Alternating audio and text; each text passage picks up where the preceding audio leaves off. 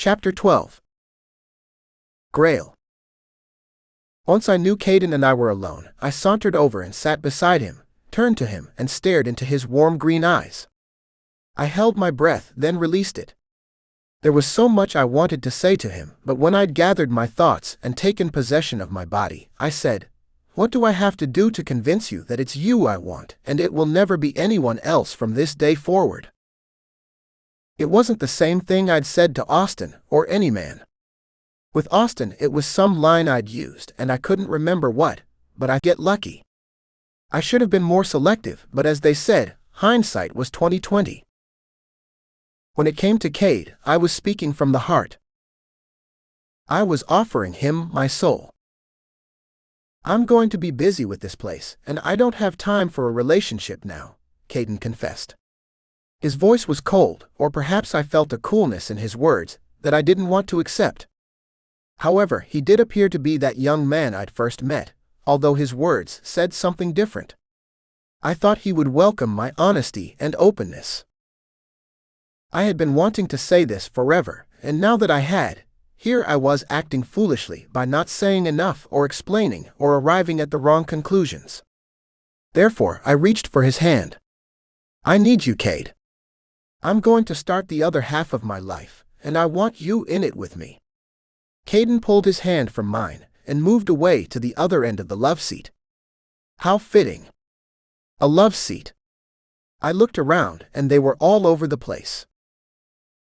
Caden turned to me after crossing his arms over his chest and stated, "Then why didn't you consult me, or at least call me before you married that dick?" I should have said something to him. He was right. It wasn't as if I hadn't thought about this first. I did it so I could have a family. Oh fuck, that had to be the wrong answer. If you wanted me to share this life with you, why didn't you ask me about helping you with the child you and Austin will be raising together? Did you forget I was there when the mother told you? Do you think I want Austin forever lingering in my relationship? We could have adopted a child together. I wanted this too, but you didn't want me to be a part of you and Austin," Cade droned, and I heard the pain in his voice. "That's just not true, Cade. I don't want Austin, but he's the father of the child, and the mother didn't want the child unless she had Austin, and he didn't want the mother, and I couldn't not want to be parted from Austin. You always wanted him to be a part of your life, but I don't. Now you can blame me for being too young and accepting anything. Austin is playing you and everyone around him. The mother, the baby, and Zach.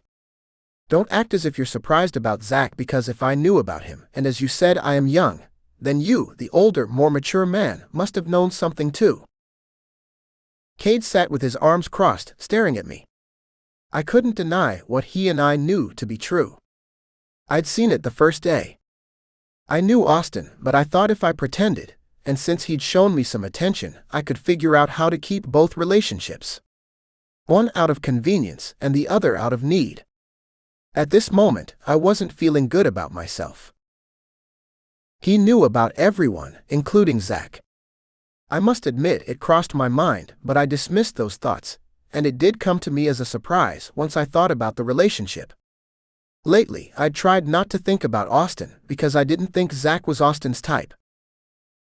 The silence that sat between me and Cade was soon broken when a young man about 19 sauntered over to us. "Hi, Caden." He placed both hands in his pockets as if he was nervous, but his intentions were obvious. "I'm sorry to disturb you, but I had to talk to you. I saw you last night, but you were always surrounded by groups of guys, and well, I thought, this is your chance, Sean. Go over and introduce yourself." "Well, my name is Sean, and I've admired you from the first time I saw you when you were working in that ice cream shop." I glanced at Cade. His green eyes lit up. That was over a year ago. I could tell he was impressed. That young man was Caden, and now Caden was me, the older man.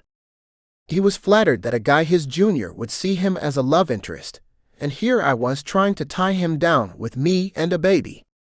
I watched as the guy shifted in a nervous stance. Caden extended his hand, and I thought he'd invite the guy to sit between us, but he didn't. I think the guy's name was Sean. Well, Sean stared at Caden, and his amber eyes flashed with excitement as he continued his story of youthful admiration. I was 17 then, and I heard you say you were a senior in college, and I got so nervous that I couldn't introduce myself then. I couldn't wait to meet you now that I'm old enough. There's a concert at the college, and I was wondering if you wanted to go with me or not. You're still invited. Sean smiled as my eyes watched both of them, especially their body language. I felt Sean's embarrassment of trying to get a date, and I encountered his youthful arrogance when he glanced over to me with an egotistical smile. It was then he realized that he and I were after the same prize, and I was pretty sure Caden knew that too. I have tickets, and if you want to bring your father along, you can. He's not my father, Caden said, and turned to me with his innocent eyes. I didn't know what to say, but I knew what I should have said, but I didn't, and I saw the expression on Caden's face.